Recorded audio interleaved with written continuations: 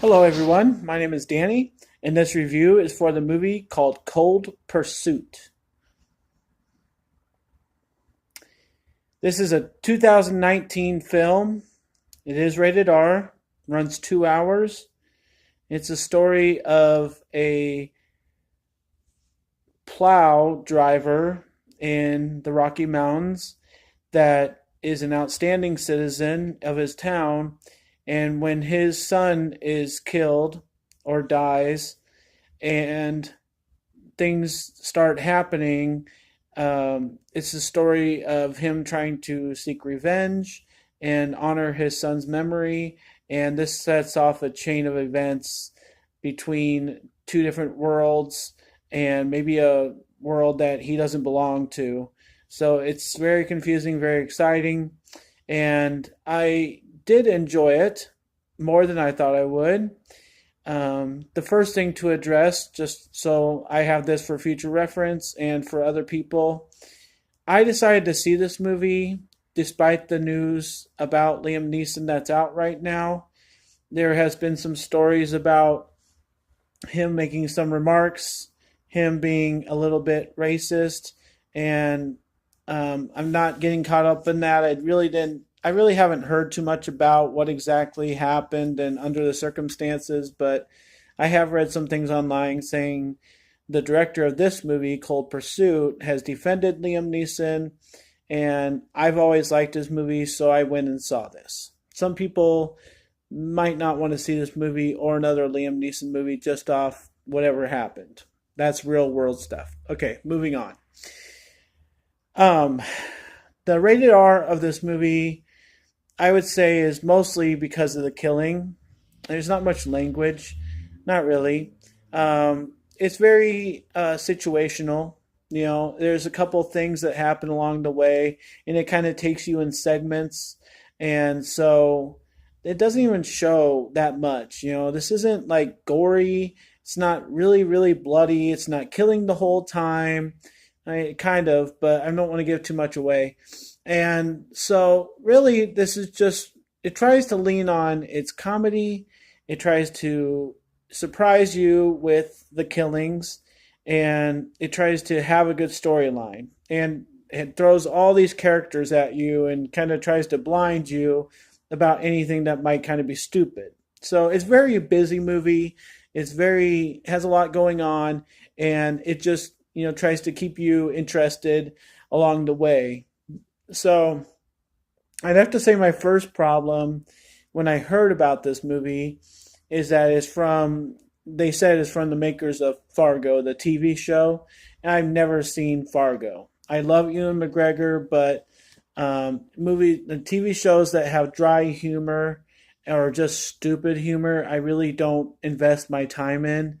And when I heard that kind of comedy is going to be in Cold Pursuit, I wasn't all that eager to see what kind of humor they were going to try and throw out there.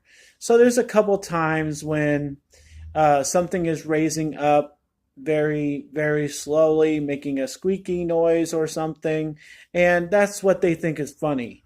And nobody in my theater laughed really, maybe one chuckle here and there, but stuff like that I just don't think is funny. But to be fair, there's a lot of good genuine times in this movie where something is obviously hilarious, the whole theater, especially the last thing that happens, but I'm not going to say what that is. But everybody can enjoy some very obvious things that happened in this movie, and so I will give it props for being funny. It was better than what I thought it was going to be. So as far as the storyline and the acting go, which is really all that really matters with a movie like this, because the action speaks for itself, the comedy speaks for itself. Is it a good movie? It comes down to the acting. I don't really care for it. These people, they're playing very complex characters, and it's a movie I've seen a million times. All these goons that mess up and they start speaking for themselves and then they're killed, and they're just so irrelevant of characters. All these, you know, there's like 10 to 20 characters in this movie that just get killed all of a sudden, and their name comes up on the screen, and you're like, oh, okay, I guess they're dead. Moving on. So it's very much that kind of movie, and I've seen movies like that before. So at least they focus on Liam Neeson's character, but they even get away from him for a while when they try and throw in this other rival gang. So, storyline, uh, they leave some things unattended to at the end. They don't really let you know if I can't really say, but let's just say that there's some things that get left unattended.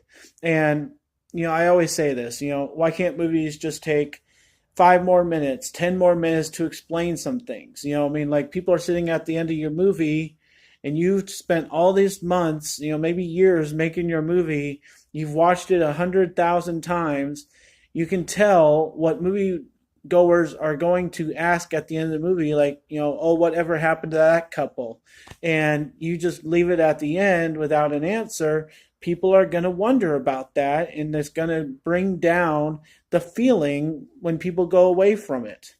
If you could just explain a couple things, this isn't giving anything away, okay?